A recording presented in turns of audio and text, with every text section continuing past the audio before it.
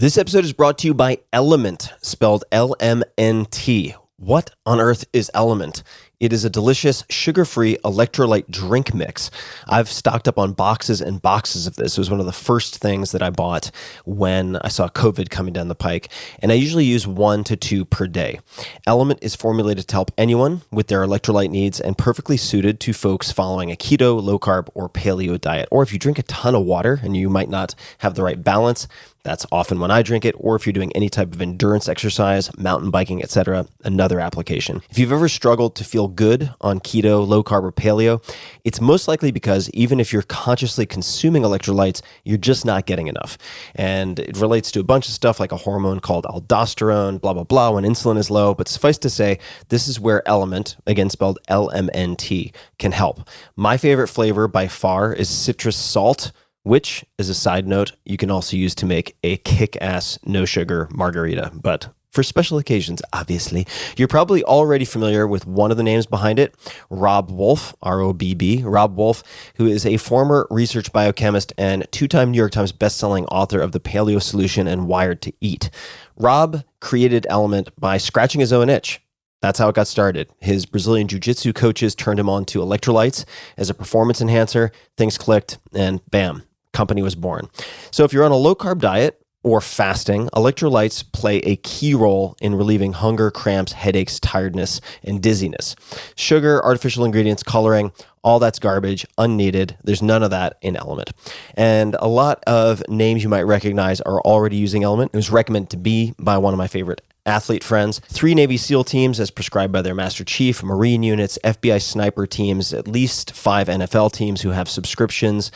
They are the exclusive hydration partner to Team USA weightlifting, and on and on. You can try it risk-free. If you don't like it, Element will give you your money back, no questions asked. They have extremely low return rates. Element came up with a very special offer for you, my dear listeners. For a limited time, you can claim a free Element sample pack. You only cover the cost of shipping. For U.S. customers, this means you can receive an 8-count sample pack for just $5. Simply go to drinkelement.com/Tim. That's drinkelement.com/Tim to claim your free 8-count sample pack. One more time, that's drinkelement.com/Tim for this exclusive offer. drinkelement.com/Tim. Check it out.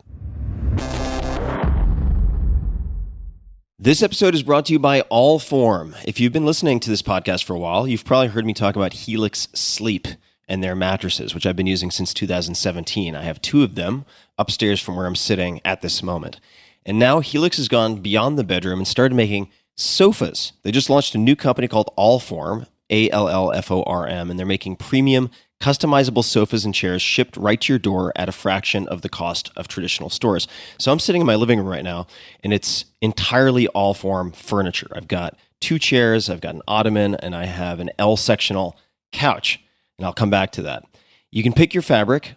They're all spill, stain, and scratch resistant. The sofa color, the color of the legs, the sofa size, the shape to make sure it's perfect for you and your home. Also, Allform arrives in just 3 to 7 days, and you can assemble it all yourself in a few minutes. No tools needed. I was quite astonished by how modular and easy these things fit together, kind of like Lego pieces. They've got armchairs, love seats, all the way up to an 8-seat sectional, so there's something for everyone. You can also start small and kind of build on top of it if you wanted to get a smaller couch and then build out on it, which is actually, in a way, what I did, because I can turn my L-sectional couch into a normal straight couch and then with a separate ottoman in a matter of about 60 seconds. It's pretty rad. So I mentioned I have all of these different things in this room. I used the natural leg finish, which is their lightest color, and I dig it. I mean, I've been using these things hours and hours and hours every single day. So I am using what I am sharing with you guys. And if getting a sofa without trying it in-store sounds risky, you don't need to worry. Allform sofas are delivered directly to your home with fast, free shipping, and you get 100 days to decide if you want to keep it. That's more than 3 months, and if you don't love it, they'll pick it up for free and give you a full refund. Your sofa frame also has a forever warranty that's literally forever.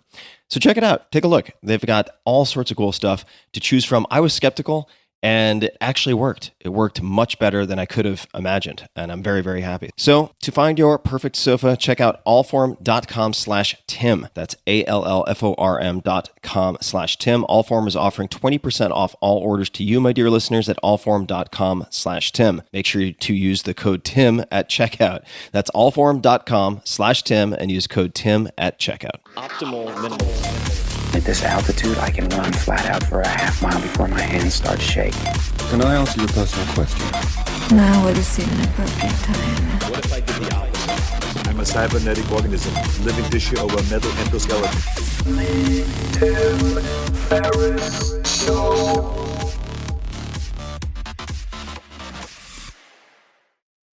Hello, boys and girls, ladies and germs. This is Tim Ferriss, and welcome to another episode of The Tim Ferriss Show. My guest today is Suleika Jaouad. That's spelled Suleika Jaouad. Lots of vowels. You can find her on Instagram and Twitter at Suleika Jaouad.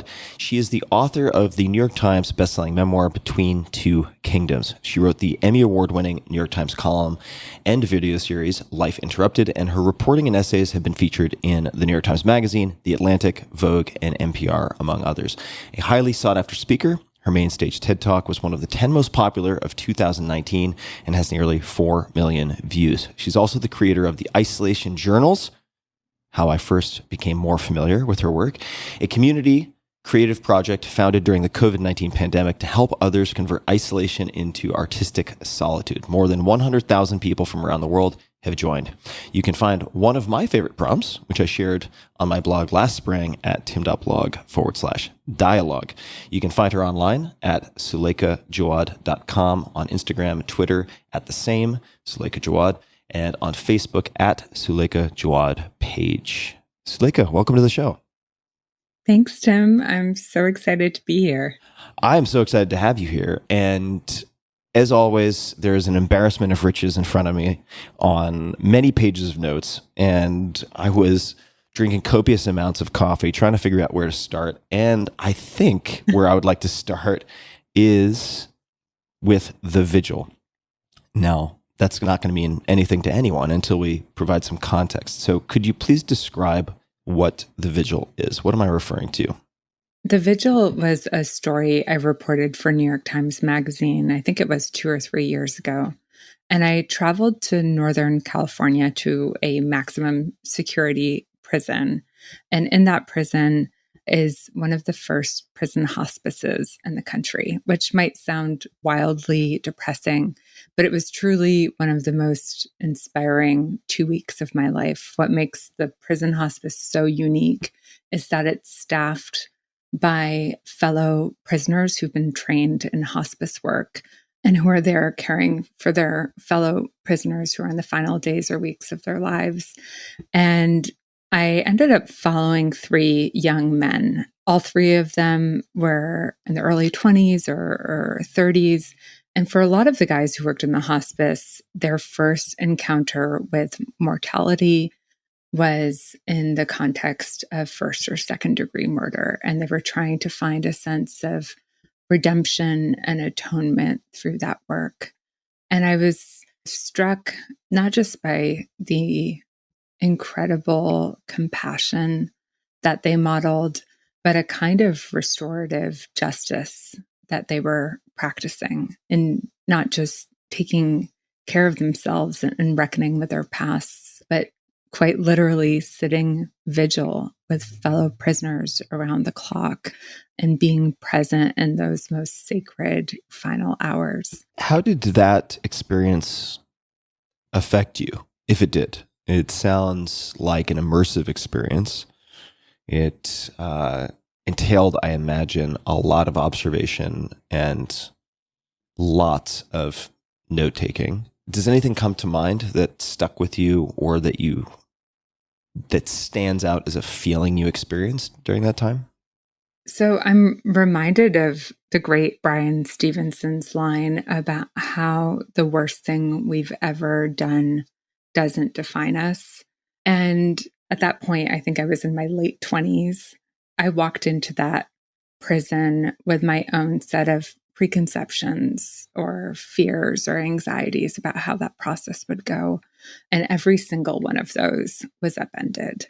I remember setting up in the TV room in the prison hospice with my tape recorder. And by day 2, I had a long line of men waiting outside the room to be interviewed. And a lot of them weren't relevant to the story necessarily. But what I came to understand in these conversations was that most of these people had never been interviewed before. They'd never had a chance to tell their stories on their own terms and their own words. A lot of them cried, and I came to understand that it was this rare moment where vulnerability could be shown and expressed, especially in an environment in which, vulnerability is not only seen as a form of weakness, but it can also be a danger. So whatever plans I had for how I was going to report the story went out the window. It was an experience of sitting and listening and being present, unlike any other reporting or writing work I've done in the past. And to be allowed in those most vulnerable moments was no small gift. Actually, just a few months ago, one of the guys that I profiled, Fernando Murillo, who was given a life sentence at the age of 18, was released from prison in part because of that story and the model inmate and the redemption he fought so hard for and achieved during his time behind bars. And that conversation that I had while I was reporting the story still continues. I still talk to Fernando and some of the other people in the story. And so they've really had this unusual and long-lasting impact on my life. You mentioned encounters with mortality. You have certainly had your own encounters with mortality, which we're going to explore at some length, not just yet. Before we get there, just so people don't think I'm a complete idiot, I did make a wisecrack about how many vowels are in your name, in part because before we started recording, you made that crack. It's clearly not Czech, because Czech is basically just miscellaneous consonants. And I say that with Czech blood, so relax, everybody. Where does that name come from? What is the origin story, or what are the origins of your name? So it was a name given to me by my dad, who is from Tunisia and where I still hold a passport to, and where most of my family on my dad's side lives. It's actually Suleika in Arabic, but that would be a whole other pronunciation mess. So I won't make you call me that. For my parents, my mom is Swiss. They were looking for a name that they could pronounce in all 3 of the languages that we speak in our family and in our home. One that would sound vaguely similar in French and English and in Arabic. But like a lot of kids growing up, I really disliked my name. I remember in the 4th grade begging my parents to let me legally change my name to Ashley. Ashley. Which they thankfully said no to. But when you're a kid, the idea of being unique is not necessarily a positive. You don't want to stand out. And my defining experience growing up was being a misfit in every culture that I was in. Where did you grow up? I was born in New York City in the East Village, but between the ages of 2 and 12, we moved constantly. I lived in Switzerland, I lived in Tunisia, I lived in the US, and I went to, 5 or 6 different schools. Why did you move so often? My dad's a professor. He taught comparative literature and French literature at a small school in upstate New York.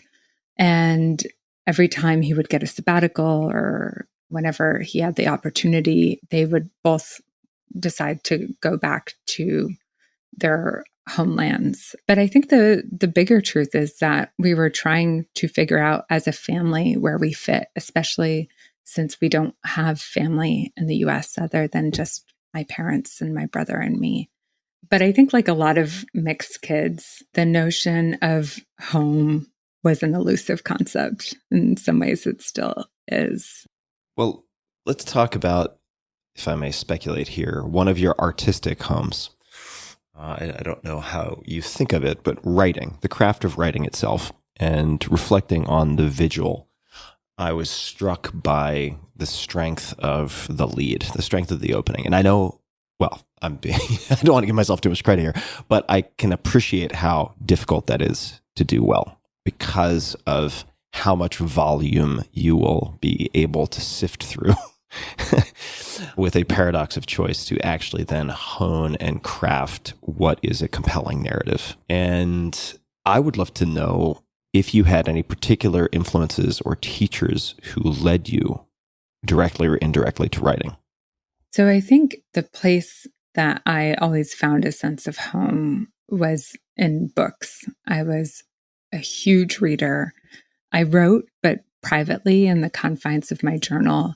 And it wasn't until I went to college that I started thinking about taking some writing classes. I actually applied to the creative writing program my freshman year at Princeton and was rejected, and took that rejection pretty badly in the sense that I already had enough self-doubt, and it was the outward confirmation that I needed that this probably wasn't a good idea for me to pursue further, other than just in my spare time.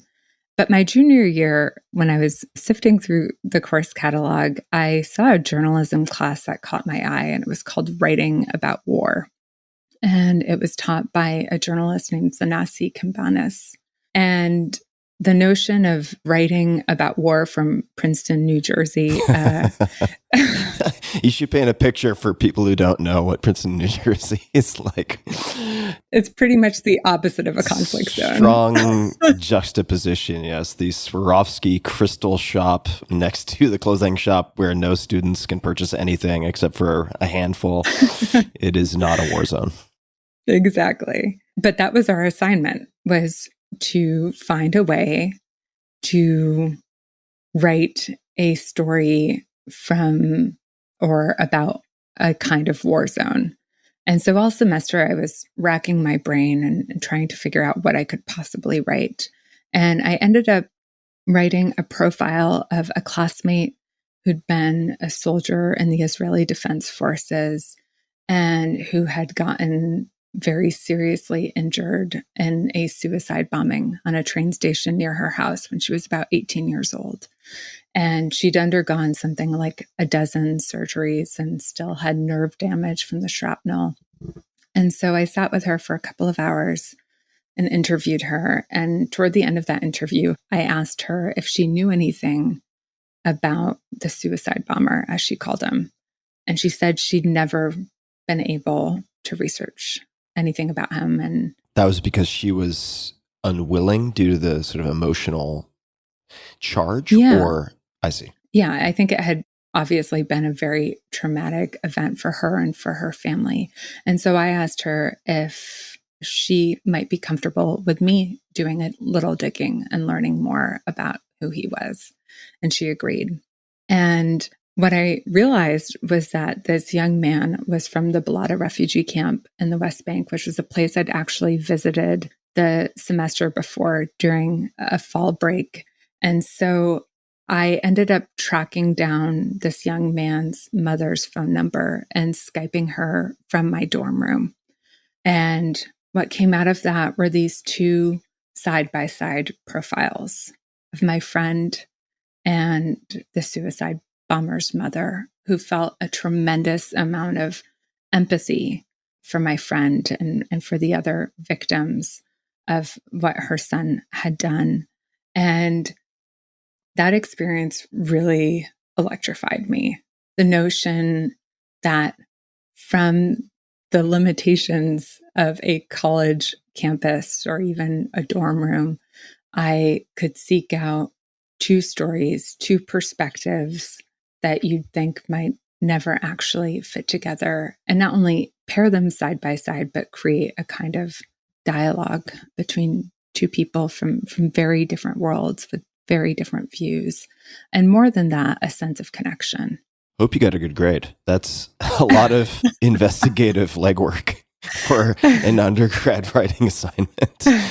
Was that effectively the term project that was the final deliverable, or was that one of many throughout the period of the semester? That was the term project, the final project. And it ended up winning, I think it's actually called the Ferriss Prize. I don't know if you have any involvement in that. No, I do not. I probably, it's probably, I'm guessing, more the Ferris wheel, Ferris with one S. But yes, has nothing to do with me, sadly. I wish. And, I only mentioned that prize because it did the very opposite that the rejection I'd received as a freshman did for me, which was it gave me a sense of confidence and a sense that this might possibly be something that I could pursue. And of course, at that age, I don't know about you, but I was so porous. I was so sensitive to outward feedback, in large part because I wasn't sure what it was that I wanted to do. It's not that I didn't know what I was interested in, but I just couldn't quite bridge the gap between what I found interesting and what might actually be practical or possible. So let's take a closer look at just two different experiences that you just juxtaposed. So you have the rejection your freshman year, and please fact check this if I'm not getting this right, but my understanding is you attended Princeton on scholarship, full scholarship. Is that right? I did. I was on full financial aid. Got it. And you get there, you apply to this first writing class or writing seminar, you are rejected. What then led you to apply again? Because I can see some people feeling summarily defeated and just concluding this is not the path for me, and then not subsequently applying to this later class for fear of being rejected again. So how did that come about? I now need to fact check myself, but from what I remember, the journalism class did not require an application. Or if it did, the barrier to entry was much lower.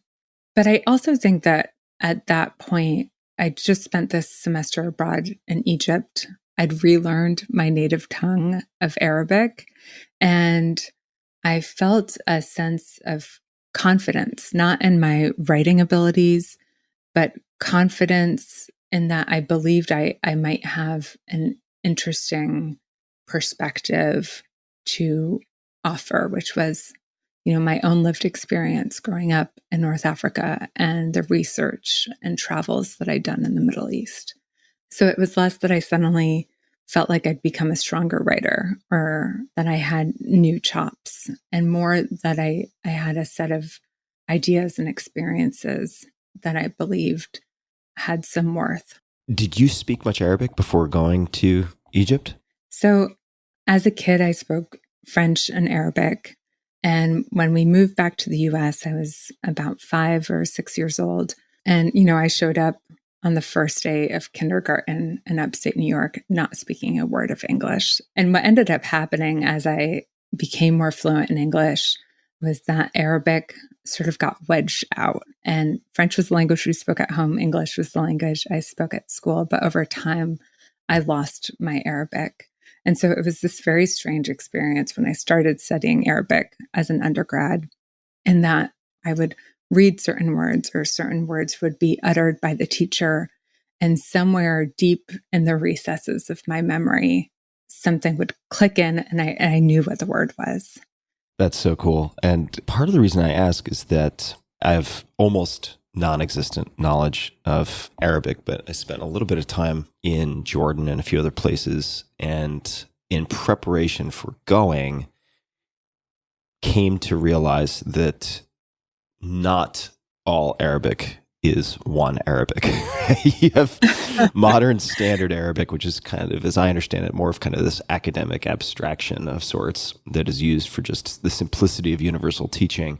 But then you have Levantine Arabic, and then you have Gulf Arabic, which then is quite different in some aspects from Egyptian Arabic, which produces, or I should say Egypt itself produces a lot of the entertainment, right? So there is a kind of saturation of maybe Egyptian Arabic. Was that a stumbling block or was it not? I'm just imagining someone who, when they were a kid, learned and spoke English in, say, Iowa, and then ends up doing like study abroad to Scotland. And they're like, oh, wow. Okay, well, I kind of think maybe I get some of this. I don't know how different it is, but was that material for you or not so much? It was absolutely material for me. So I was familiar with Tunisian Arabic, and my sophomore year of college, I got a grant to study Arabic in Morocco. And I remember my first day, I went to a restaurant and I said, Ati tabuna, which in Tunisia means, could I have some bread? And the waiter and the waitstaff burst out laughing. And it turned out that the Tunisian word for bread was a very derogatory term for a part of the female anatomy. Oh, that's a gem. Wow. Yeah. So if you go to Morocco, don't say the word tabuna. Yeah. It's kind of like there are many different types of Spanish. And if you go to certain Spanish speaking areas and you say you want to coger un taxi, it doesn't translate terribly well, but it will get some good laughs. And I want listeners to realize part of the reason I'm asking you about language is, in fact, the same reason I'm asking you a lot about writing. And that is that both are reflections of thinking and both affect thinking and the lenses through which you look at the world and then translate that into communicating your experience of the world. So I just want to take a step back to explain to people why all of these things in my mind are very much tied together. And I want to fill in also just a little gap, and that is high school to Princeton. How does this happen? Because Princeton's not the easiest school to get into. And I don't know much about your journey through high school. So I wasn't a very strong student growing up, in part because I'd shuffled around to so many different schools, different grades. And it wasn't until my freshman year of high school that something began to click in for me. I'd been playing the double bass for a couple of years and really fell in love with the instrument. My mom had started me on piano when I was 4 and was very strict about me practicing, and I absolutely hated it. But when I was 8 years old, she'd given me the option of picking a secondary instrument. And so in my 8-year-old rebellious mind, I decided to pick the instrument that would inconvenience my parents the most. Genius. Which was this giant wooden object called the upright bass. And I fell in love with it pretty much from the first time that I played it. But something about sitting alone in a practice room with my bass for many hours, I think gave me a kind of discipline and focus that I hadn't had. But it also presented a different path forward. And I started playing very competitively and, going to band camp and all the other things that you do when you're into music as a teenager. And that's what I thought I was going to do. I thought I was going to become a classical musician, that I was going to play the bass in an orchestra. And when I was 16, I got a scholarship to go to the Juilliard pre-college program in New York City, which was very exciting and also, again, very inconvenient for my parents because it entailed waking up at about 4 a.m. every Saturday, driving me 45 minutes to the train station and taking a 3.5-hour train to New York City, which allowed me to get to Juilliard's campus just in time for my 9 a.m. music theory class. And because of all the traveling and all the performing, I was really struggling to keep up with the long hours and classes and schedule of a public high school. And so I ended up coming up with a deal with my parents, which was that I was going to drop out of high school and that in the place of high school, I was going to take classes at the small liberal arts college where my dad taught, where I could attend and take classes for free. Which college was that? Skidmore College. Yeah, I know Skidmore. Mm-hmm. So my plan at 16, because of course, like a lot of 16-year-olds, I thought I was far more mature and sophisticated and knew far more than I actually did, was to study music and to go to conservatory, and that these classes I was taking at Skidmore were just going to be the boxes that I was going to check to appease my parents. But what ended up happening was that I enrolled in some literature courses, and I started to write more seriously, and I was just like a sponge, soaking up as much as I could. What did writing more seriously look like? What changed? So I remember loving the literature classes that I was taking so much that I actually started looking up the English syllabus at different schools in the region and assigning them to myself. And in the course of that reading, I remember reading in particular Speak Memory by Vladimir Nabokov and trying to write in his style. And of course, doing it probably very poorly with lots of purple prose. But I started... what do you mean by purple prose? Like overwritten, flowery, ornate language. Unnecessarily long sentences. Yeah. Garbage, basically. Still not the worst to try to model, right? Yeah, exactly. Exactly. Tough assignment, but I like that was a self-assignment. But I guess what I mean by writing more seriously was moving from just writing in a journal, which is something I'd always done, to actually trying different forms.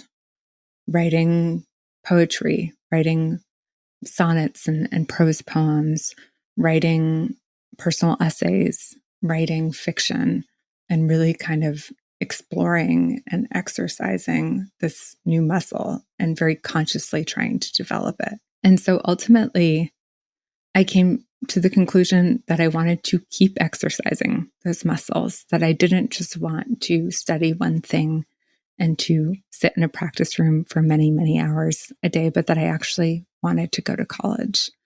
Although, of course, at that point, I didn't have a high school diploma, and I suddenly began to scramble to figure out how to put together a college application and what that would look like, because both my parents are not from the US. They had no sense of how to do that. So I ended up applying early decision to Princeton for two reasons. One was because of the creative writing faculty, and the other was because of the orchestra that they had. And I hoped that the proximity to New York City would maybe allow me to keep taking music lessons and keep studying with my teacher.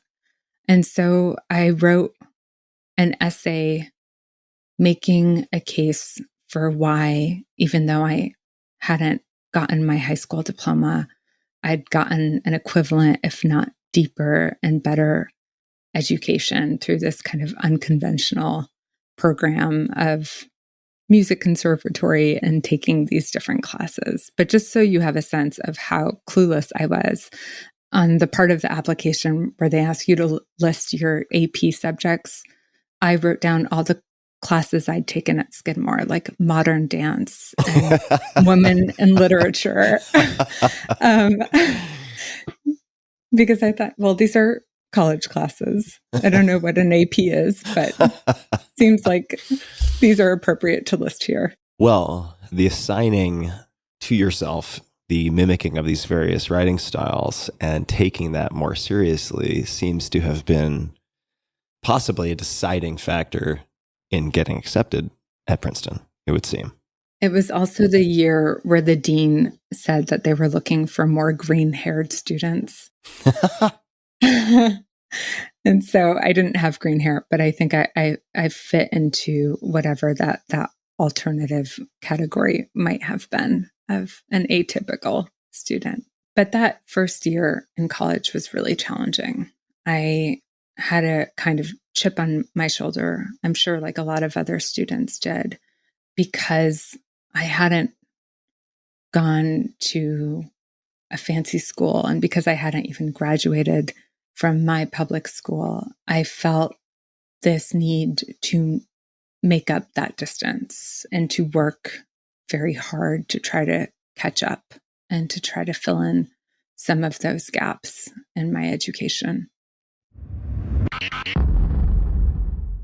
Just a quick thanks to one of our sponsors, and we'll be right back to the show. This episode is brought to you by Dry Farm Wines. I'm a wine drinker. I love it. Love a few glasses over meals with friends. That said, I hate hangovers. It kills me, often for multiple days. Right now, all of the wine in my house is from Dry Farm Wines. Also, for my last 2 book launch parties, all the wine has been from Dry Farm Wines. Why is that? Because in my personal experience, their wine means more fun with fewer headaches. Dry Farm Wines only ships wine that meet very stringent criteria. Close to sugar-free, so less than 0.15 grams per glass. Lower alcohol, less than 12.5% alcohol. Additive-free. There are more than 70 FDA-approved winemaking additives. The fewer, the better. In your wine, lower sulfites, organic, and produced by small family farms. All Dry Farm wines are laboratory tested for purity standards by a certified independent enologist, and all of their wines are backed by a 100% happiness promise. They will either replace or refund any wine you don't love. Last but not least, I find delicious wines I never would have found otherwise. So it's a lot of fun, saves me time and research, and I have fewer headaches. Other fans of Dry Farm wines include the incredible Dr. Dom D'Agostino, who's been on this podcast, very popular guest. You remember the guy who did a 10-day fast and then did 10 repetitions of deadlifts with 500 pounds? That guy. He drinks their wine even when on a ketogenic diet, which can work. Dry Farm Wines is offering you an extra bottle in your first box for a penny because it's alcohol. It can't be free. Find all the details and collect your wine at dryfarmwines.com/Tim. Check it out, dryfarmwines.com/Tim. And one more time, I love this stuff, dryfarmwines.com/Tim. Now, the award-winning New York Times column and video series, Life Interrupted, is called Life Interrupted. Why? I mentioned that you had encounters with mortality. Could you please tell the story of how you came to encounter your mortality? I graduated from college with these vague notions of wanting to become a war correspondent or a foreign correspondent, but wasn't sure how to go about doing that. I think journalism, unlike a lot of careers, doesn't have a clear point of entry. There's no corporate ladder to climb, no kind of ideal starter job. And what I ended up doing was taking a job as a paralegal at a law firm in France. And I was excited to get the chance to live abroad and hoping to find time to write and to begin putting together some clips and figuring out what that path forward might look like for me. But before I was able to do any of that, my life was interrupted. It started with a mysterious itch that blossomed into all kinds of symptoms. And ultimately, almost exactly a year after I graduated, I was diagnosed with an aggressive form of leukemia. And it was one of those bifurcating moments where your life fractures. There's a before and there's an after. And even though I didn't know much about my diagnosis or what the treatment would look like, I understood that I would never be the same. Well, walk us through the first, say, month of, I suppose, the first day. You can pick the time frame of your hospitalization. I remember hoping, maybe naively, maybe even a little arrogantly, that this was going to be a short sojourn in the kingdom of the sick. I wasn't planning to unpack my bags to get too comfortable. I resisted even, the label of cancer patient and was determined to, as much as was possible, remain the person I'd been and to somehow figure out how to make something useful out of what had happened. And so I was admitted to the hospital for what was supposed to be a 2-week stay and what ended up being an almost 2-month stay. And I remember packing a suitcase full of books. I packed War and Peace, thinking to myself, this is one of those books that I've never read. And this is finally, the time to actually read it and to catch up on doing some of these things that I haven't had the time to do. But of course, I never ended up reading a single one of those books. I still have yet to read War and Peace, and whatever notions I had about what illness was going to be like pretty much imploded within my first week in the hospital. I was in medical isolation. I called it my bubble. I wasn't allowed to leave my room. I couldn't open a window, and anyone who entered had to suit up in the equivalent of a hazmat suit, or what looked like a beekeeper suit, with gloves and a face mask and a surgical gown. And at some point during that summer, I learned that not only had the standard chemotherapy treatments not worked for me, but that my leukemia had become much more aggressive. And that at that point, my only options were experimental clinical trials.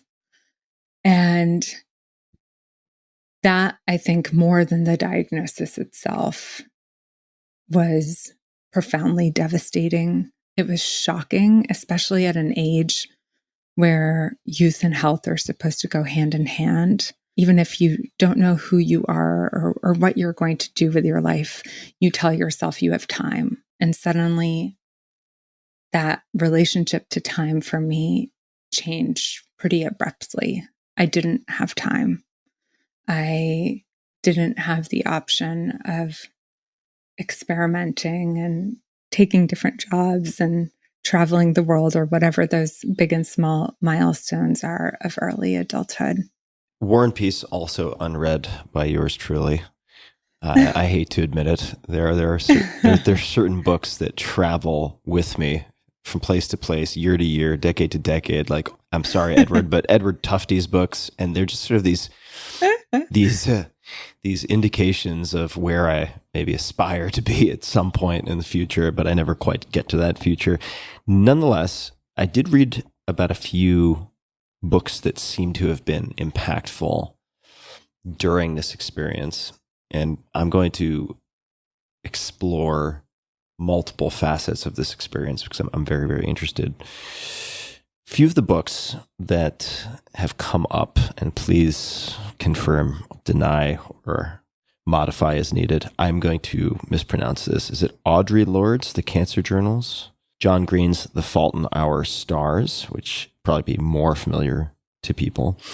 And then I read that your true quote unquote sick girl Bible was Lucy Greeley's Autobiography of a Face. Is that accurate so far? Yes, that is. What? I'm very impressed by your research. Also owe some thanks to my team who helps with these things. But the Autobiography of a Face, or Autobiography of a Face, why was that so impactful? Or why did that book stand out? So I should just say that it took me a while to arrive to those books. In those first couple of months, I really had to shed that kind of type A anxiety of accomplishment, because everything felt difficult. I barely had the energy to speak or walk, much less sit down and read. And instead, I was busy setting the world record for the number of Grey's Anatomy episodes watched consecutively. So that's what I did for my first couple of months. And I very much resisted reading any cancer-related literature, because when I did, I often found that those books were written from the perspective of someone who'd survived and who was many years out. Or I'd read about these cancer survivors who had done incredible things. They'd gone on to start research foundations or to run ultra marathons. And that made me feel bad about the way I was experiencing my illness. I think there's a lot of pressure especially as a cancer patient, to be brave, to be stoic, to be graceful, to be someone who suffers well. And it wasn't until a couple months into that experience that I began to look for different kinds of books. And the reason I began to search for those books is because of that profound sense of isolation. I could no longer relate to my healthy friends. But at 22, I was a year or two old for pediatrics, but often decades younger than most of the other patients in the cancer ward. So I didn't necessarily relate to my fellow patients, at least not the ones I met at first. What was your total stay time in the hospital, roughly? I was in treatment for 4 years, but that first year I spent about 8 months of it in the hospital and in medical isolation. And so at some point I started to seek out stories that held a kind of resonance, that were written from the trenches, whether they were fiction or memoir. And the first book of that genre that I read was The Fault in Our Stars, which is about 2 teenagers who fall in love and, spoiler alert, die at the end. But it was also an incredibly funny book. It was full of humor and full of the typical coming of age stuff that any young person lives. And that was a really important book for me, not only because it held all the kind of nuances of that experience, but because it exploded into the mainstream. And the fact that a book about 2 young cancer patients could become the kind of international sensation that it did felt like no small gift at a time when it felt like I was really living in the shadows, and that there was so much of that experience that wasn't known or that was awkward or complicated to talk about.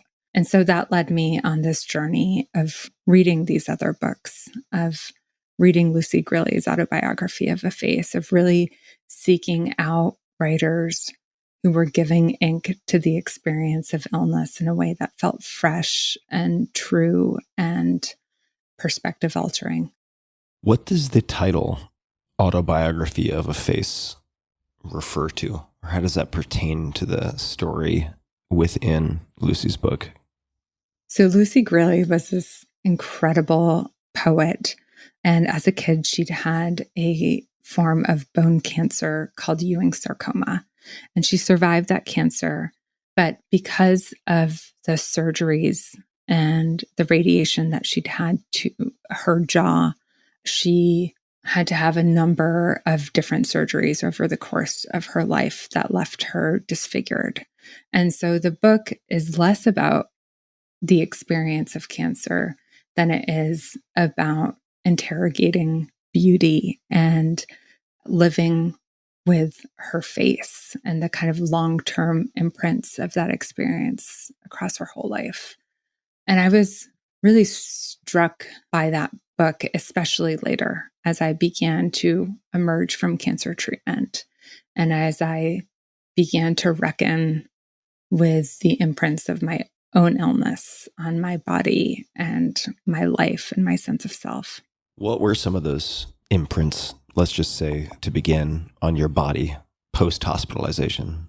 So when I finished treatment, I still had a port, which looks like a little hockey puck under the skin below my right collarbone. I had scars. I was infertile as a result of the chemotherapy that I did. I had extreme fatigue and a compromised immune system because of my bone marrow transplant that I underwent. And all of those symptoms were confusing and difficult for me to figure out how to carry, because I think I was so fixated on a cure that when the cure actually came, I wasn't prepared for the ongoingness of illness or really of living any sort of trauma. And I had this notion that I was quickly and eagerly and organically going to fold back into the rhythms of living. But instead, I found myself grappling with this dissonance between what should be and what was. On paper, I no longer had cancer. Off paper, I couldn't have felt further from being the healthy, happy 27-year-old woman that I'd expected to be on the other end of that. Just based on some of the reading that I've done, and also in your TED Talk, you had 4-hour naps in the middle of some days. You still had to make visits, or you did make visits at least, to the ER at points.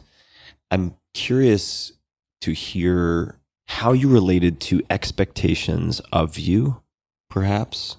So outside of sort of the physical aspect, did you feel there were certain expectations of you after, let's just call it, beating cancer, and then a dissonance between sort of the reality of your experience and what was expected of you? If that question makes any sense. Absolutely. I remember the day I was discharged from the hospital and was finally done with these 4 years of treatment, getting a slew of text messages congratulating me on being done. And that seemed to imply an endpoint that I very much wanted, but didn't feel necessarily true or accurate, because there were so many unanswered questions that I realized I suddenly needed to figure out, like the ones you just named. How do I hold down a job if I need to nap for 4 hours in the day? How do you begin to date when you're coming out of an experience like this and you still have a port in your chest? Where do you even, or do you bring up a cancer diagnosis without potentially scaring somebody away? Is it responsible for me to consider long-term commitments like marriage or children, given my high likelihood of relapse? Those were the questions I was swimming around in. But the other piece of it that I began to grapple with are the ways in which the hero's journey arc is projected onto survivors. There's this notion that when you emerge from a trial or a big trauma, you are better, braver, stronger for what you've been through. But I didn't feel brave. I didn't feel strong. I felt wrecked by this experience and had no idea who I was or how to find my way forward. And what I'd expected to be the kind of final act of this illness experience, which was being cured, was actually the beginning of a very different kind of healing. Please say more. I would like to encourage you to continue. What do you mean by that? In that first year after treatment, I was hell-bent on moving on from this experience.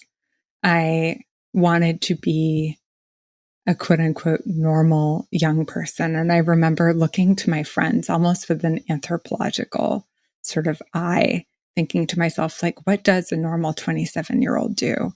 And trying to do those things almost as if I was kind of play acting. And, I'd go out dancing with friends and then pay for it with 3 days in bed. I would try to force myself to write about something other than illness, to come up with something new, and I just couldn't. And what I came to understand is that moving on is a myth. You don't get to compartmentalize your most difficult passages and stow them in the past. You don't get to skip over the hard work of healing and grieving and recovering and really uncovering who you are in the wake of that. And that instead I was going to have to learn to move forward with this experience, with these imprints on my body and my mind, and to learn how to integrate them in my present. So I started thinking about the language of ritual and the rules of rites of passage in these transitional moments. We have birthdays and funerals and weddings and bar mitzvahs, these and mourning periods. Yeah, and mourning periods, these ritualized ceremonies that allow us to shoulder complicated feelings, that help us cross the distance between no longer and not yet. And what I realized was that there is no 12-step program. There is no rite of passage for when you survive a trauma like illness, and that I was going to have to create one for my own. And so that's what I did. As Tim takes a long inhale, because there's so many questions I want to ask. I don't want to interrupt your train of thought, but you mentioned no one gets to skip the hard work of grieving, recovering, and or in some senses, uncovering the trauma or the difficulty through which they have passed. I would love to hear what type of work, whether it ended up being hard or otherwise, ended up in retrospect being really valuable. Were there any particular things you did, types of therapy you experimented with, anything at all that really seemed to help with those checkboxes? These are the things that must be done before you can pass go. You don't get to skip these 7 steps. Was there anything that really stood out as valuable or helpful in terms of that work? So the truth is, I didn't do much of that work that first year. I had done therapy while I was sick. I had gone to support groups for young adults with cancer. But in the aftermath of that experience, because of that projection that this was supposed to be done, I didn't have in place those same kinds of support systems and structures. I think when someone gets diagnosed or when someone loses a loved one, if you're lucky to have friends and family, everyone rallies around you in that moment of acute distress. But in my experience and the experiences of so many other people that I've befriended or interviewed, it's the quieter weeks and months after that are the hardest, because you don't have the cavalry running after you and you're left to your own devices. And so all those sources of support that I had created for myself or sought out in treatment, I no longer had in the wake of treatment. And so I really had to invent my own. But this notion of recovery is something that I spent a lot of time reflecting on. The word recovery implies a return to something. And I think in that first year, I was really trying to return to the person I'd been pre-diagnosis, and very quickly realized that that person no longer existed. And that though the word maybe implied otherwise, recovering wasn't about a return to the old. It was a kind of brute, terrifying act of discovery. And what was helpful was I met a doctor I was actually interviewing for a story, and we got to talking, and I explained to him some of the things I'd been struggling with. And he said to me, "It sounds like you have post-traumatic stress disorder. You have PTSD." And that was a revelation to me, because I thought of PTSD as something that's reserved for veterans returning from war, or someone who has experienced a kind of violence.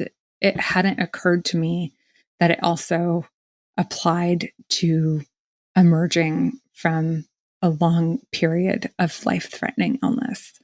And once I actually understood what it was that I was feeling, once I removed any expectations of what this post-cancer experience was going to be like, and I actually was able to confront the facts of what was happening face forward, then I actually began to create a plan for myself. What did that plan look like? And was it mostly focused then at that point on the present state awareness of this possible diagnosis of PTSD? So rather than being trapped in the past, trying to revert to this pre-illness version of yourself that no longer existed, did the plan focus then on this diagnosis or possible diagnosis of PTSD? What did it look like? The simplest way for me to say it is that I understood I needed time to heal, which wasn't something that I'd allowed myself. I'd been pushing myself to figure out what I was going to do next and to kind of get back into the motions of living immediately. But more than that, what I understood was that I needed to learn how to feel safe again in my own body. I write in the book that when the ceiling caves in on you, you no longer assume structural stability. You have to learn to live along fault lines. And so that really became my work. I wanted to feel safe in my body. I wanted to learn to become my own caregiver after years of being dependent on other caregivers. And more than anything, I wanted to carve out the time and space to figure out who I was and what that path forward was going to look like for me. So what I did was I started by confronting a smaller fear, but still a pretty significant fear for me, which was learning how to drive. And so that's what I did. I learned how to drive. And as I began learning how to drive, I started dreaming of going on a long road trip. And as I began dreaming of that, I began to imagine a solo cross-country road trip. And I didn't just want to go on some kind of touristy boondoggle, but I was really seeking out people who could offer guidance in this strange kind of limbo in between place that I found myself in. And so I ended up making a list of about 22 strangers, all of whom had written to me in response to my column about all kinds of reckonings and interruptions in their own life. And that's what I set out to do. I had this newly minted driver's license, which I'd had for about a month. I rented out my apartment and used the funds from that to pay for my road trip. And I reached out to all of these different people to let them know I'd love to meet face to face. And I left home. Into the unknown. Also, just to explain perhaps the title of the book. So you mentioned this in-between space. I think you are a master of in-between spaces in the sense that I know you've written that you're always interested in traveling to where the silence is and detecting that and interrogating that, not necessarily in an aggressive way. The title Between Two Kingdoms comes from an observation in is it Susan Sontag's Illness as Metaphor? Quote, everyone who is born holds dual citizenship in the kingdom of the well and in the kingdom of the sick.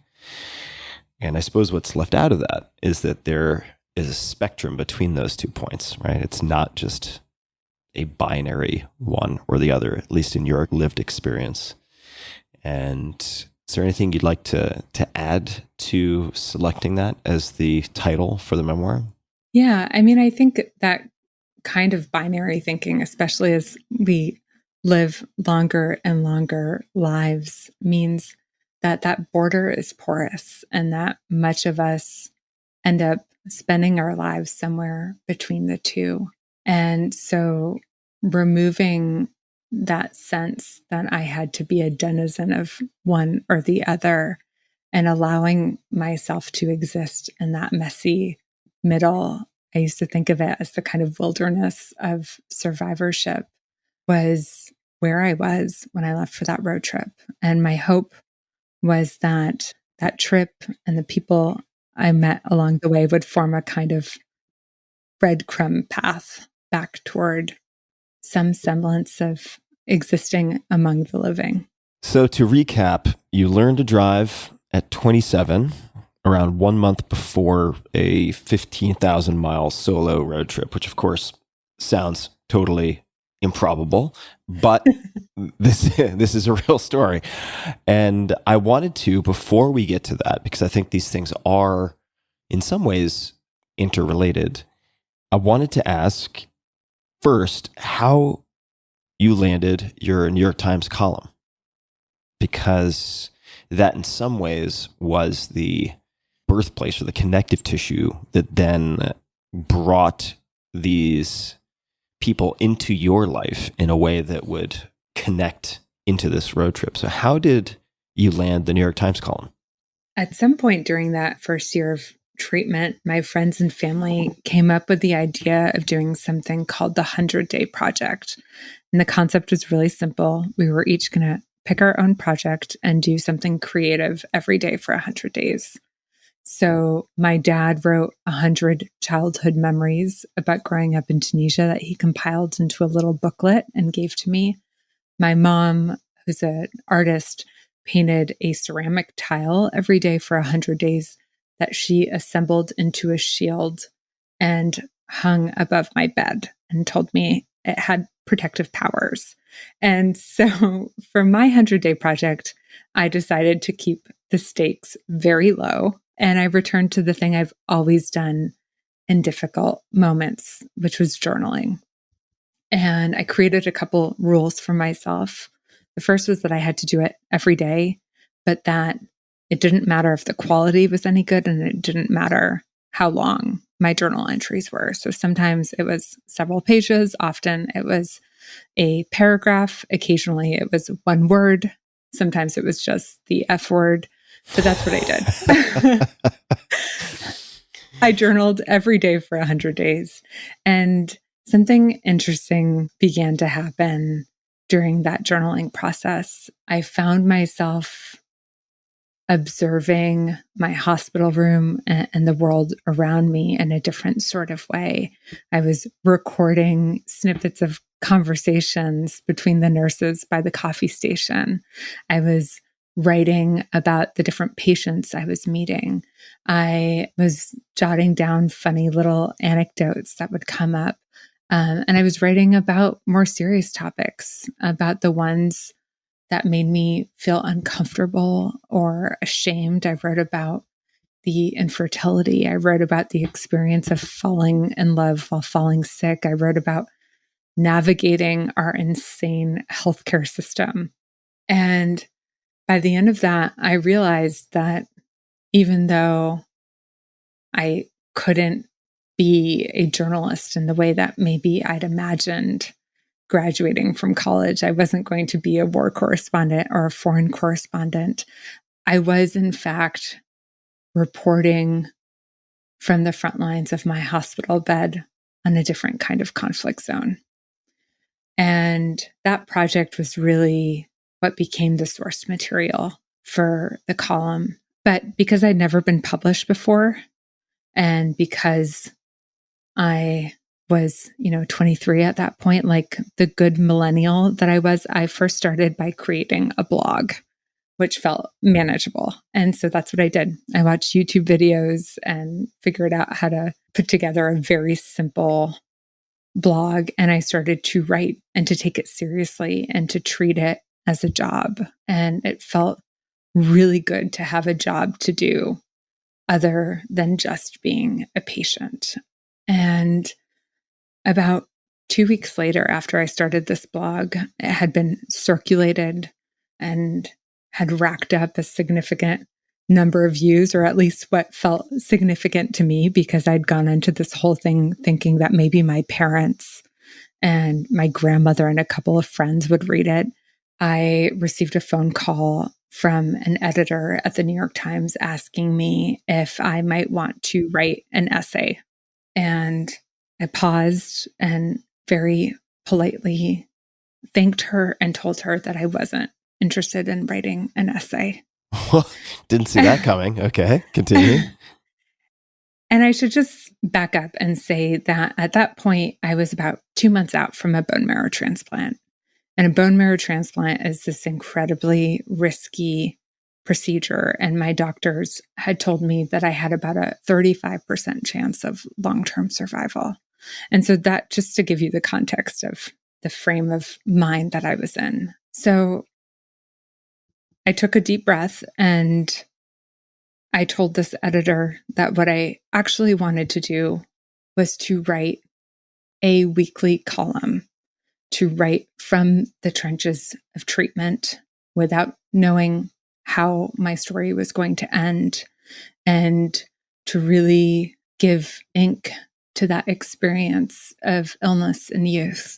And then I went on and said, maybe if there could be a video component, that would be really cool too, because I know how hard it can be to read when you're sick, and I want to make this project as accessible as possible. And I went on and on and on, and stopped and was immediately horrified by everything that I just blurted out. Because all of this, of course, would have seemed incredibly presumptuous to pre-diagnosis me. Pre-diagnosis me would have been grateful for, a fact-checking position or an unpaid internship. But the truth was that I didn't have the health or the time to pursue those kinds of things. And in a strange way, my circumstances and my cancer and my prognosis had made me brazen. And the editor was quiet for a minute and said, all right, we'll try it for a couple of installments and see how it goes. That is an amazing and story. My immediate thought was, oh shit, now I need to actually figure out how to pull this off. Wasn't expecting that. I love this story for so many reasons, and it highlights a few things for me. Number one is that by creating a blog and beginning to publish and take it seriously, you were acting as a professional. Does that make sense? Like, you were treating it as a professional would, even though you weren't getting paid at the time. And this is something Stephen Pressfield talks about quite a bit, but it's a really non-trivial sort of phase shift. And this might sound ludicrous, but it doesn't surprise me that you had someone reach out to you from an outlet after making that shift. And closely related to that is you don't always have to work your way up kind of rung by rung. Sometimes you can just ninja warrior your way over 5 or 6 rungs. And a lot of that comes down to whether we're looking at your application to Princeton or asking, in this case, for a column. It's reaching for what you want and asking for what you want. And that's just such a wonderful affirmation of the value of doing those two things. And then, not to make this seem like, one trick, you then decide to learn to drive and not to take a trip to the mall 30 minutes away.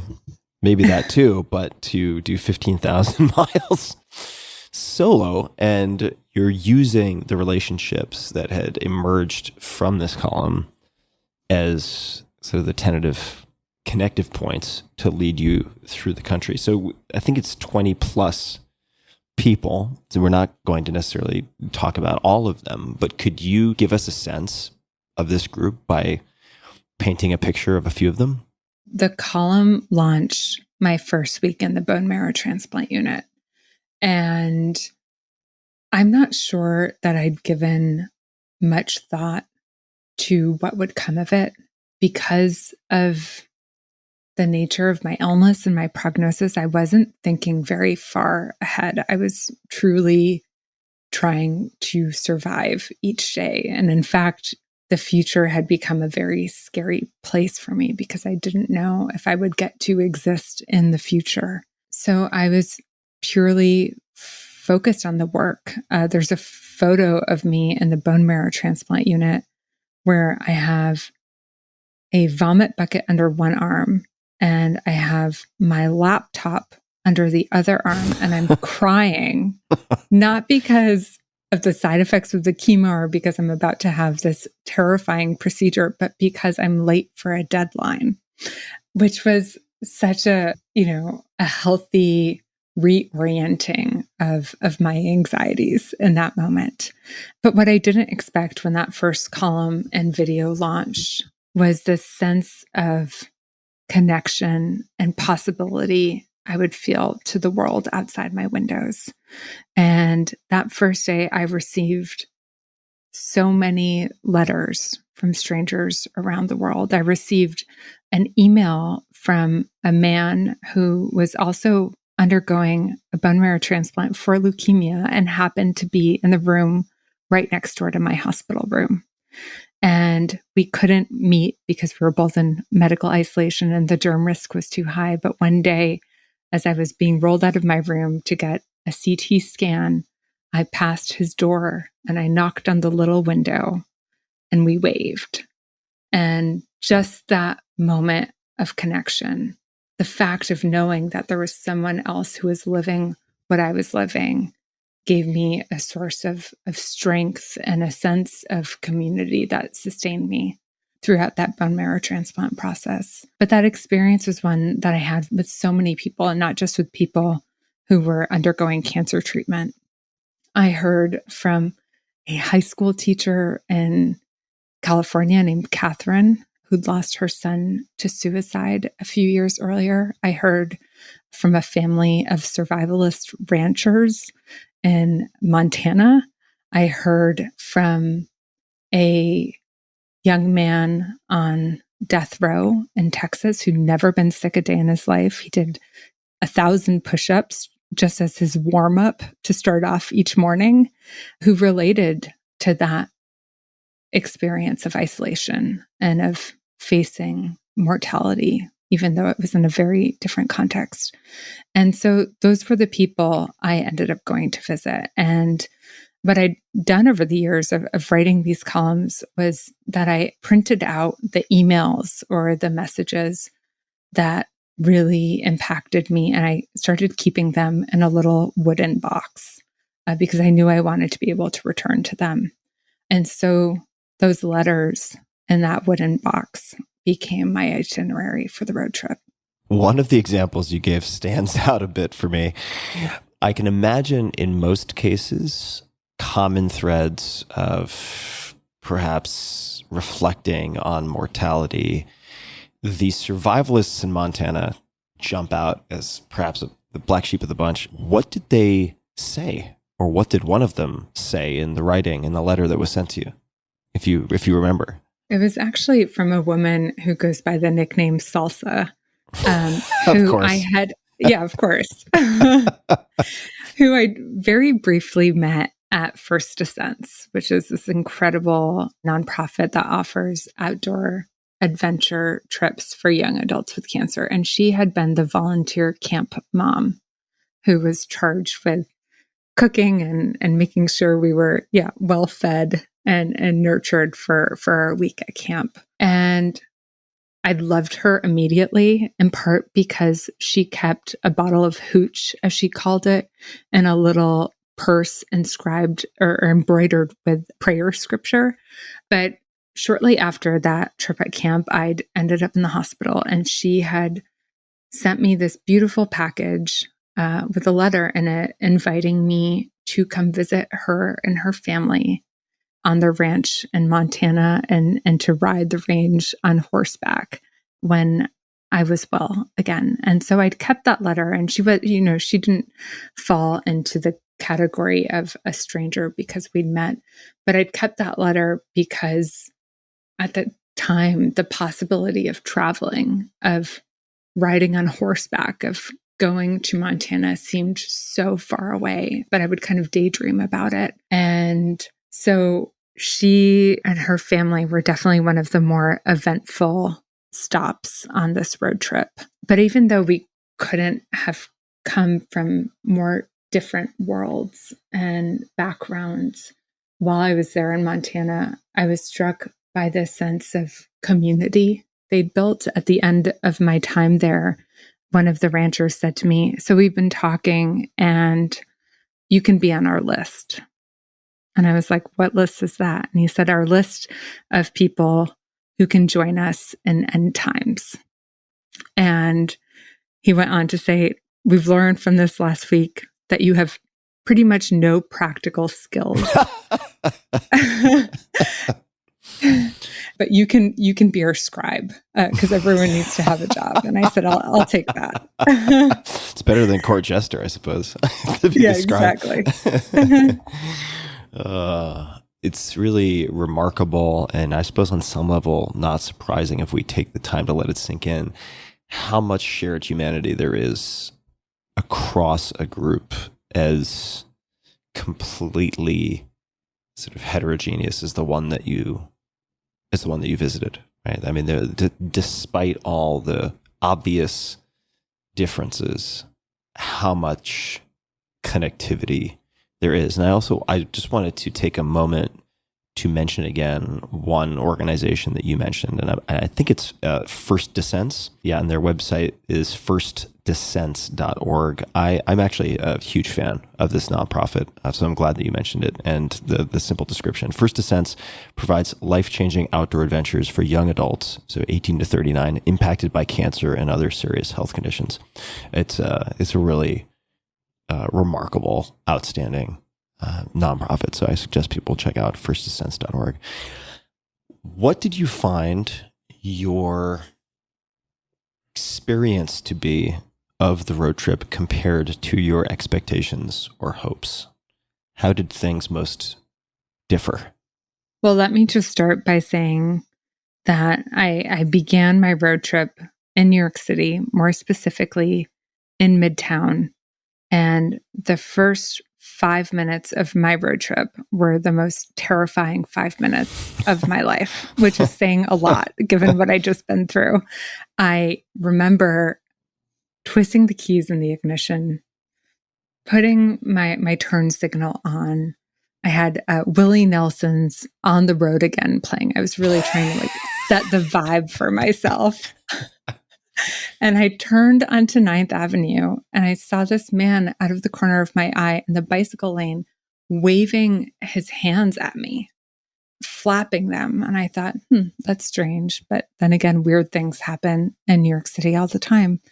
And I kept driving and suddenly I heard this chorus of car horns. And I looked up and realized all the traffic was coming in my direction and that I was driving the wrong way up a one-way avenue. So I did the world's most dramatic U-turn and pulled over and my hands were shaking. And I thought to myself, I am certainly not a good enough driver to be doing this.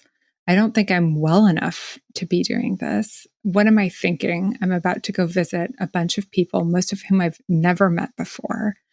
But there was also this sense that if I stayed, I was going to stay in that small, stuck bubble that I'd grown accustomed to living in.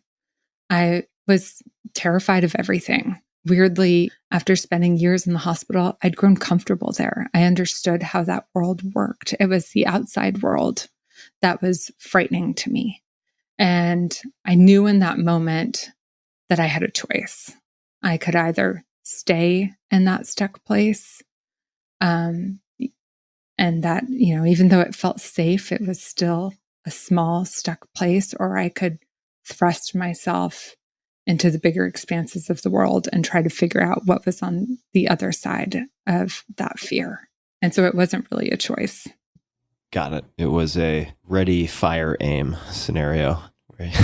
In the sense that you felt like it was a necessary step to reach for something outside of the stuckness, if that's a decent way to put it. And one thing I just want to mention, you've referred to your time in the hospital as your incanceration, right? Obviously a play on incarceration, and that feeling of comfort, even with an environment that most would consider very uncomfortable, in your case, the hospital, but in the case of incarceration, prison, is a very apt comparison and pairing, because a lot of folks who are imprisoned become very accustomed to life in prison. And it might surprise listeners to know that there are actually some people who request to have their sentences extended because they fear going back into the world, not having tools, not knowing how to cope, and then ending back up in jail for even worse charges. So I just wanted to mention that as an aside. There's a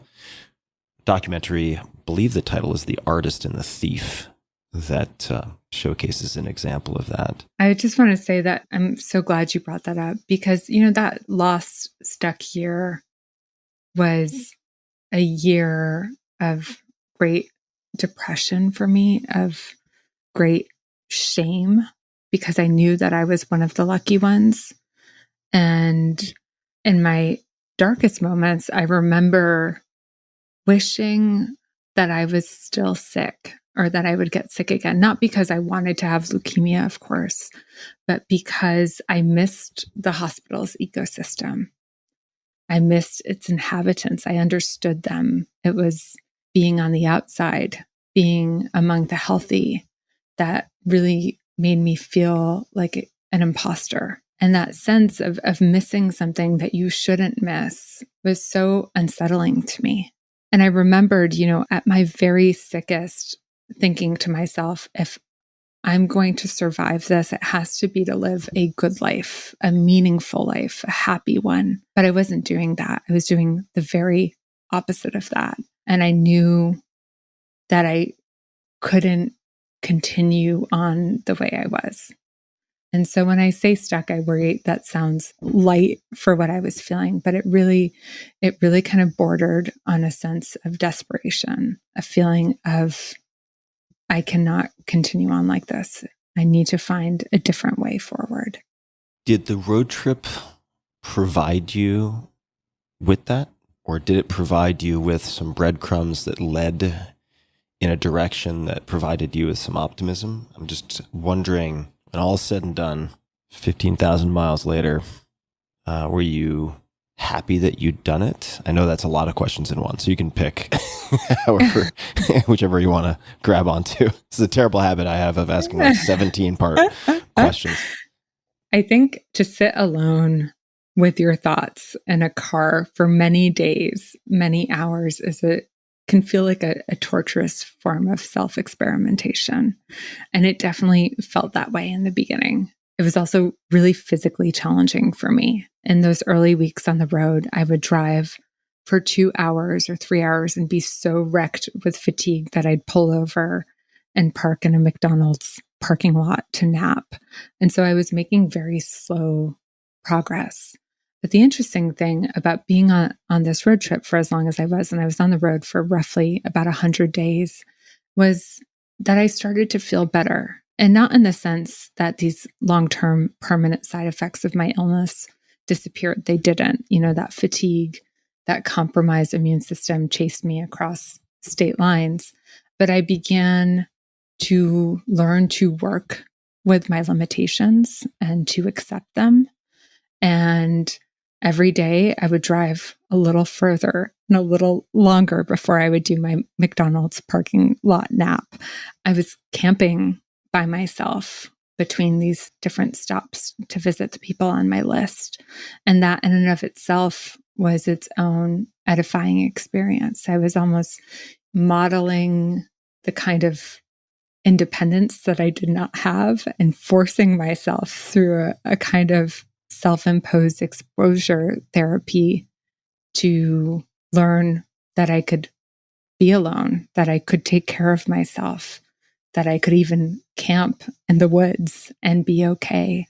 But it was the conversations that really, I think, made this trip so meaningful. And each of those people, I call them my road guardians, illuminated a different aspect of what it means to be in the aftermath of a trauma. I'm reminded of a line by Viktor Frankl. He says, between stimulus and response, there is a space. And that space is our power to choose a response. In our response lies our growth and our freedom. And so each of those people that I visited had essentially chosen a different and interesting response to the stimulus, whatever that was for them, illness or some other kind of heartbreak that had brought them to the floor. And so learning from them, practicing and building those muscles of independence, of being out in the world on my own 2 feet, was the best possible thing I could have done for myself. And to this day, I say that road trip was the best decision that I've made in my life. And interestingly, my parents, a lot of people said to them when I left for the road, aren't you worried about her doing this? It seems like a completely terrible, irresponsible idea. And my mom, to her credit, said, of course I'm worried about her going on a road trip, especially as a new driver. But that's exactly what you should be doing in your 20s. You should be keeping your parents up at night because you're going on a road trip, and it's so nice to have normal parent worries. And so their support, I think, empowered me to do this thing that felt scary pretty much every step of the way until I got to the last third of the trip and really started to kind of relax into driving and to feel a newfound sense of confidence. And, by the end of that road trip, I didn't feel necessarily like I'd found my way back to the kingdom of the well, so to speak. But instead, I felt like I had learned to make a kind of home in the wilderness of the in-between. And I felt like I had stepped into a new iteration of self that allowed for my past and my present to kind of come together and coalesce. What advice would you give to someone who is in some form of darkness or stuckness? And again, I don't use the term stuck or stuckness in a minimizing way. That can be when one is in such a place, and I've been in such a place, although not because of life-threatening illness. It can really feel like the weight of the world is upon you, and there's kind of no exit available. If you were giving advice to, say, a group of, I'm just imagining, 30 people, right? So they're all going to have different life circumstances. Some could take a road trip. Some probably couldn't take a road trip, but they were looking to feel better, whatever that might mean. What advice might you give to them? What might you say to them? I'll share two things. The first is a journaling prompt that I use when I'm in that place of stuckness or darkness. Because I think when you're in that place, it's impossible to imagine a light beyond it. So what I've done in those moments is I actually make a list of all the hard things I've survived. And the reason that I do that is because I need to remind myself of my and my body's proven track record of resilience. So I'll literally jot down every difficult thing I've survived, big or small.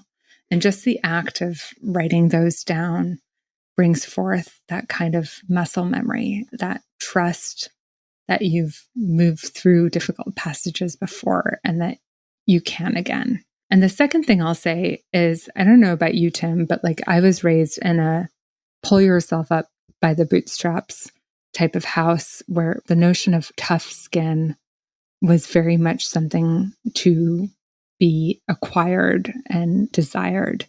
But I've found that my own kind of tough skin, especially in those moments of darkness, is unhelpful.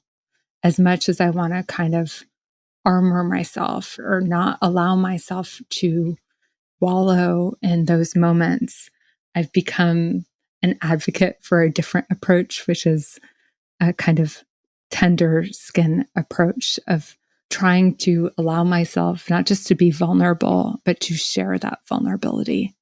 And so in a way, for me, the road trip aside, just having these conversations with people who had lived some version of that darkness, to be able to speak the unvarnished truth of what I was feeling without having any pretense of armor or toughness was really the thing, I think, that helped me get through that moment, and that's helped me get through so many other difficult moments. Because there's a really beautiful thing that happens when you meet someone with your vulnerability, which is that it creates a reverberation, and that vulnerability begets vulnerability begets vulnerability. And I think it allows for an intimacy and a sense of connection that you can't have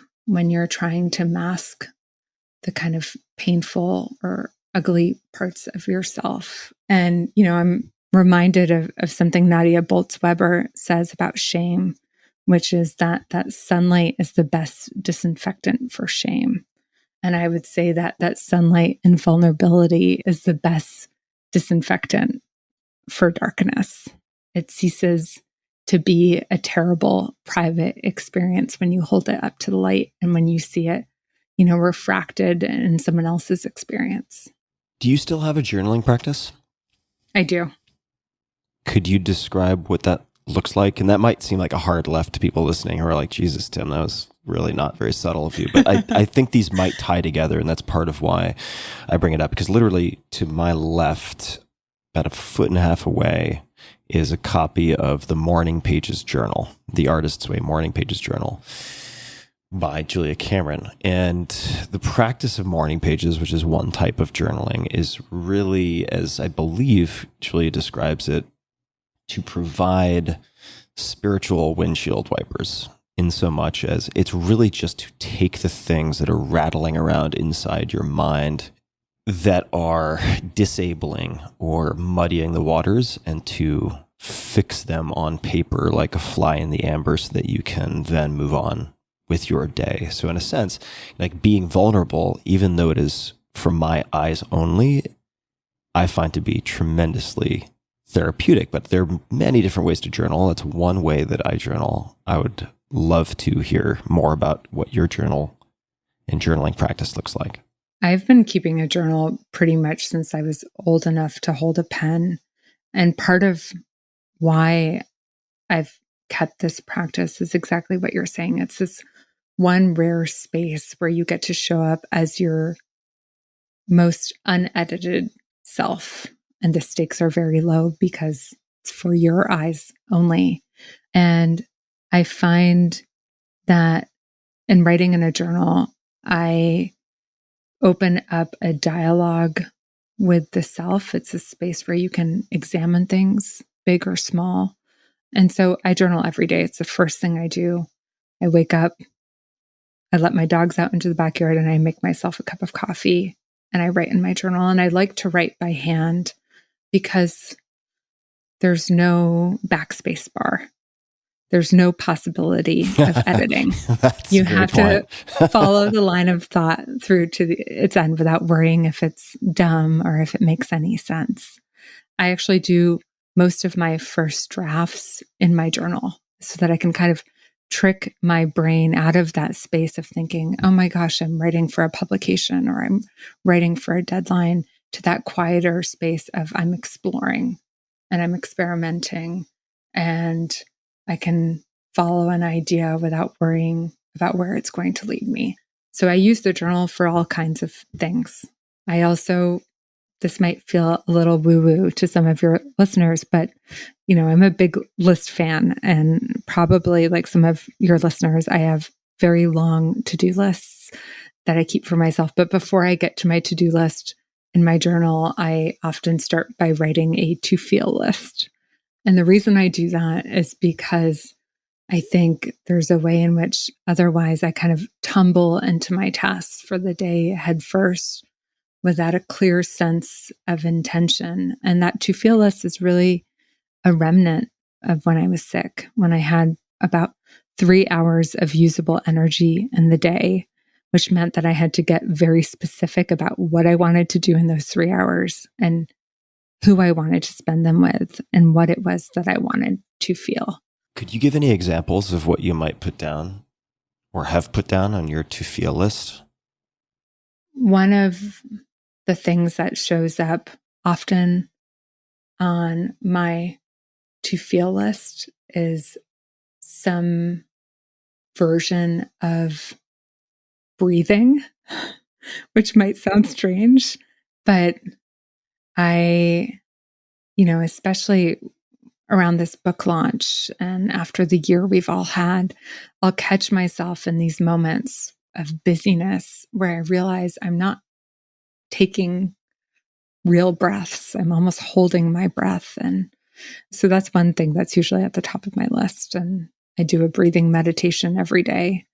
So in some senses, it kind of correlates to the actual breathing meditation that might be on my to-do list. But yeah, breathing, very simple, very crucial. And so are these physical sensations? Are they emotions? Does it sort of run the gamut where you might have, for instance, would gratitude be a good to feel item, or is that not? Have you just over time found that something like that maybe isn't specific enough or otherwise? Yeah, gratitude is often on that list. I mean, I think the idea of the to feel list is to kind of just jot down bullet points. And often what I'll do, even in my journaling, is expand on, say, gratitude with more specificity. But they're more kind of like my North Stars for the day. Are there particular prompts? Are there any prompts or questions that you like to use or that you have used more than once? I have been doing a journaling prompt for the last couple of months called A Day in the Life of My Dream. The idea initially came from my friend Holly Jacobs, and you write a day in the life of your dream, couple years out, and you write it in the present tense with great specificity from the moment you wake up until you go to sleep. And the reason I love this prompt is because, like I was saying earlier, one of the strange remnants of being sick is being afraid to make plans for the future. I'm very comfortable being pinned to the present, but I still think in, 100-day increments and maybe 6-month increments. But when I go any further beyond that, I start to feel that sense of fear of, well, what if, something thwarts the plan between now and then? What if I get sick? What if? And so that act of writing a future dream in the present tense has really kind of helped assuage that fear. And strangely, some of the things that I've written in those entries have happened. And again, I don't want to get too woo-woo. We're not talking about manifesting here, but I do think there's power in putting something to paper. And like we've been talking about, asking and stating what you want and really clarifying what that is for yourself.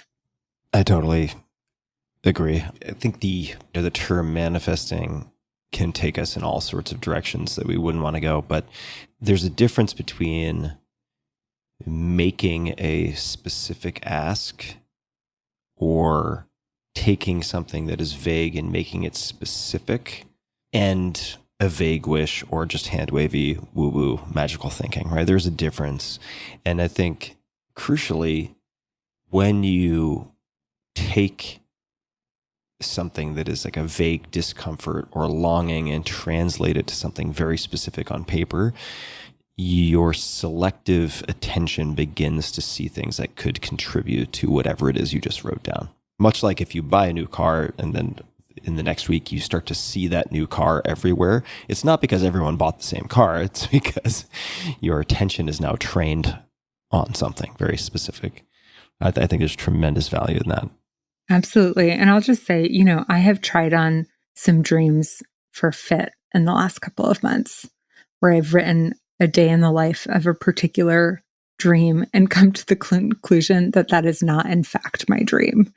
So it's helpful in a number of ways, I find. So, I have been experimenting with fiction recently. I haven't shared any of it. Little short stories, very self-conscious about this writing. And I wanted to write funny stuff. And both of the stories, or at least one of them, especially the first one, was really dark. And my girlfriend, who actually introduced me to the Isolation Journal also, so I want to give her due credit, was really pissed because I shared my first story with a friend before I shared it with her. And I explained that I was embarrassed that it was so dark. And kind of ashamed that it was so dark, because isn't this supposed to be this light thing that I'm doing to reorient towards fun and writing? And this is really very dark. And I was doing research for this conversation. This is going somewhere, don't worry. And it got into a description of you, I believe it was you, interviewing Cheryl Strayed, the author Cheryl Strayed, after you emerged from treatment. And you told her that you wanted to write a book, but not about cancer. In fact, anything other than cancer. And she said to you, in effect, that you should write the story that you need to write and that you had no business trying to avoid it. And that really has stuck in my mind. And I'm wondering if you have anything further to add to that, or if you want to expand on it, because I can imagine that after years of feeling all the feels and having so many people ask you about your story, I can identify, and in my case, with having suffered depression for most of my life, 2 extended episodes a year, let's just say on average. The last thing I want to do is then take that and put it into my fiction, right? Mm-hmm. Could you perhaps just reflect on that or expand on it? So often writing teachers will tell you to write what you know, but I often find that I write what I want to understand. And so at that time that I had that conversation with Cheryl, I was very much stuck in that in-between place and feeling like I needed to be out of that in-between place at all costs. But it wasn't until I had that conversation with her that I began to ask myself, why am I in this in-between place? Are other people in this in-between place too? What is there to be learned here? What is there to be observed? And so when I did eventually end up writing the book, I kept a Post-it note above my desk that said, if you want to write a good book, write what you don't want others to know about you. If you want to write a great book, write what you don't want to know about yourself. Oof. And to me, that has been my kind of mantra in any kind of writing I do, whether it's reported features or fiction or my own stories, but really writing towards that thing that you either don't want to know or that you don't understand and want to know better. That's hardcore. I like it. It's very, that's, I think, the part of the reason why I'm like, oh God, oh geez, like getting into Lamaze breathing is because it rings of truth. Did you come up with that? Is that your expression or your mantra? It is something that a friend told me, Benjamin Schweier, but I don't think it was his own mantra. I think it's one that's been passed down to desperate artists and writers who are trying to get unstuck. So I can't take credit for it. Well, Suleika, I think we've covered a lot. I think we may just need to do a round 2 at some point, but I'd love to ask a few more questions and then certainly open the floor. I'm not in any rush to anything else you might want to discuss, but let me ask a question that is often a terrible question. And yep. So sometimes it works, sometimes it doesn't. But I'm curious if you could put a message, a quote, an image, anything at all, non-commercial, on a billboard, metaphorically speaking, right? That would get the content of that billboard out to millions or billions of people, assuming they all understand whatever language is being used. What might you put on that billboard? Could be something of your own, could be something from someone else, anything at all. Does anything come to mind? I would put the epigraph in my book, which is a line from Miguel Cervantes that says, "Until death, it is all life." That's fantastic. That is fantastic. And I would put it at the top of the Holland Tunnel for all the busy commuters stressing and frantically driving to work. Hopefully not the wrong way down. Yeah, hopefully not the wrong way. Not directly into traffic. Suleika, is there anything else that you would like to mention? Anything you'd like to point people to? Any requests you would like to make of my audience before we come to a close for this first conversation? I guess the only thing I haven't really talked about is the isolation journals. Let's talk about it. It.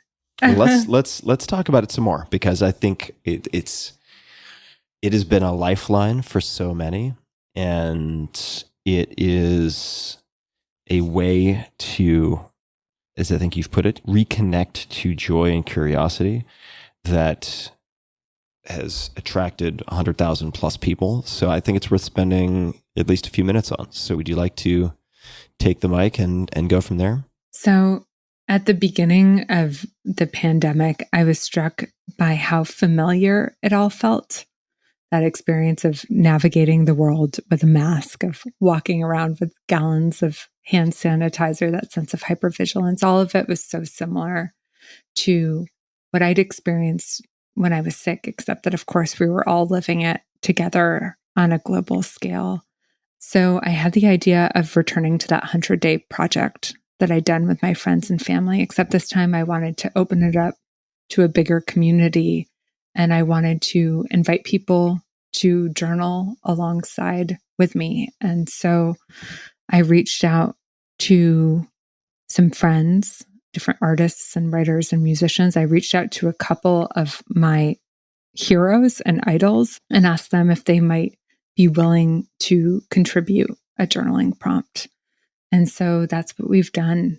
Every week for the last year, we've put out a new journaling prompt that's free and that's accessible to everyone, whether you're an artist or a lifelong journaler, or you're very skeptical about the idea of writing in a notebook and are curious to check it out. But I think, the biggest thing that struck me is the sense of community that's formed around the project, and more specifically around these journal entries that some people are willing to share. And it's just been an affirmation for me of the fact that survival is really its own kind of creative act.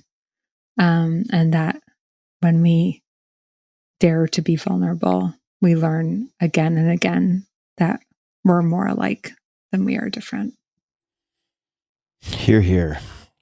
Where is the best place for people to go if they want to learn more about or somehow participate in the Isolation Journal, to see these prompts, experience them, to experiment with all of these things? So we send the prompts out via newsletter, and you can sign up for the newsletter at theisolationjournals.com. Isolationjournals.com. Also, if people are feeling adventurous with their spelling, trust me, you'll find it, because Google will identify every misspelling. Suleika Jaouad, that's SuleikaJaouad.com. We will link to all social. It's at Suleika Jaouad on Twitter and Instagram. We'll link to Facebook and everything else in the show notes at tim.blog/podcast. If you want to also find a link to the Isolation Journals, you can see one of the prompts that jumped out at me, because it was shared with me by my girlfriend, at tim.blog/dialogue. And Suleika, what a great pleasure it has been to spend time with you. Thank you so much. Thank you, Tim. I've loved it. Hey guys, this is Tim again. Just a few more things before you take off. Number one, this is 5 Bullet Friday. Do you want to get a short email from me? Would you enjoy getting a short email from me every Friday that provides a little morsel of fun before the weekend? And 5 Bullet Friday is a very short email where I share the coolest things I've found or that I've been pondering over the week. That could include favorite new albums that I've discovered. It could include gizmos and gadgets and all sorts of weird shit that I've somehow dug up in the world of the esoteric, as I do. It could include favorite articles that I've read and that I've shared with my close friends, for instance. And it's very short. It's just a little tiny bite of goodness before you head off for the weekend. So if you want to receive that, check it out. Just go to 4hourworkweek.com. That's 4hourworkweek.com, all spelled out, and just drop in your email and you will get the very next one. And if you sign up, I hope you enjoy it. This episode is brought to you by Allform. If you've been listening to this podcast for a while, you've probably heard me talk about Helix Sleep and their mattresses, which I've been using since 2017. I have 2 of them upstairs from where I'm sitting at this moment. And now Helix has gone beyond the bedroom and started making sofas. They just launched a new company called Allform, Allform, and they're making premium, customizable sofas and chairs shipped right to your door at a fraction of the cost of traditional stores. So I'm sitting in my living room right now, and it's entirely Allform furniture. I've got 2 chairs, I've got an ottoman, and I have an L-sectional couch, and I'll come back to that. You can pick your fabric. They're all spill, stain, and scratch resistant. The sofa color, the color of the legs, the sofa size, the shape to make sure it's perfect for you in your home. Also, Allform arrives in just 3 to 7 days, and you can assemble it all yourself in a few minutes. No tools needed. I was quite astonished by how modular and easy these things fit together, kind of like Lego pieces. They've got armchairs, love seats, all the way up to an 8-seat sectional, so there's something for everyone. You can also start small and kind of build on top of it if you wanted to get a smaller couch and then build out on it, which is actually in a way what I did, because I can turn my L-sectional couch into a normal straight couch and then with a separate ottoman in a matter of about 60 seconds. It's pretty rad. So I mentioned I have all of these different things in this room. I used the natural leg finish, which is their lightest color, and I dig it. I mean, I've been using these things hours and hours and hours every single day. So I am using what I am sharing with you guys. And if getting a sofa without trying it in-store sounds risky, you don't need to worry. Allform sofas are delivered directly to your home with fast, free shipping, and you get 100 days to decide if you want to keep it. That's more than 3 months, and if you don't love it, they'll pick it up for free and give you a full refund. Your sofa frame also has a forever warranty that's literally forever. So check it out. Take a look. They've got all sorts of cool stuff to choose from. I was skeptical, and it actually worked. It worked much better than I could have imagined, and I'm very, very happy. So to find your perfect sofa, check out allform.com/Tim. That's allform.com/Tim. Allform is offering 20% off all orders to you, my dear listeners, at allform.com/Tim. Make sure to use the code TIM at checkout. That's allform.com/Tim and use code TIM at checkout. This episode is brought to you by Element, spelled LMNT. What on earth is Element? It is a delicious, sugar-free electrolyte drink mix. I've stocked up on boxes and boxes of this. It was one of the first things that I bought when I saw COVID coming down the pike, and I usually use 1 to 2 per day. Element is formulated to help anyone with their electrolyte needs and perfectly suited to folks following a keto, low-carb, or paleo diet. Or if you drink a ton of water and you might not have the right balance, that's often when I drink it. Or if you're doing any type of endurance exercise, mountain biking, etc., another application. If you've ever struggled to feel good on keto, low-carb, or paleo, it's most likely because even if you're consciously consuming electrolytes, you're just not getting enough. And it relates to a bunch of stuff like a hormone called aldosterone, blah, blah, blah, when insulin is low. But suffice to say, this is where Element, again spelled LMNT, can help. My favorite flavor by far is citrus salt, which, as a side note, you can also use to make a kick-ass no-sugar margarita. But for special occasions, obviously. You're probably already familiar with one of the names behind it, Robb Wolf, R-O-B-B, Robb Wolf, who is a former research biochemist and 2-time New York Times bestselling author of The Paleo Solution and Wired to Eat. Robb created Element by scratching his own itch. That's how it got started. His Brazilian jiu-jitsu coaches turned him on to electrolytes as a performance enhancer. Things clicked, and bam, company was born. So if you're on a low-carb diet or fasting, electrolytes play a key role in relieving hunger, cramps, headaches, tiredness, and dizziness. Sugar, artificial ingredients, coloring, all that's garbage, unneeded. There's none of that in Element. And a lot of names you might recognize are already using Element. It was recommended to be by one of my favorite athlete friends. 3 Navy SEAL teams as prescribed by their Master Chief, Marine units, FBI sniper teams, at least 5 NFL teams who have subscriptions. They are the exclusive hydration partner to Team USA weightlifting, and on and on. You can try it risk-free. If you don't like it, Element will give you your money back, no questions asked. They have extremely low return rates. Element came up with a very special offer for you, my dear listeners. For a limited time, you can claim a free Element sample pack. You only cover the cost of shipping. For U.S. customers, this means you can receive an 8-count sample pack for just $5. Simply go to drinkelement.com/Tim. That's drinkelement.com/Tim to claim your free 8-count sample pack. One more time, that's drinkelement.com/Tim for this exclusive offer. drinkelement.com/Tim. Check it out.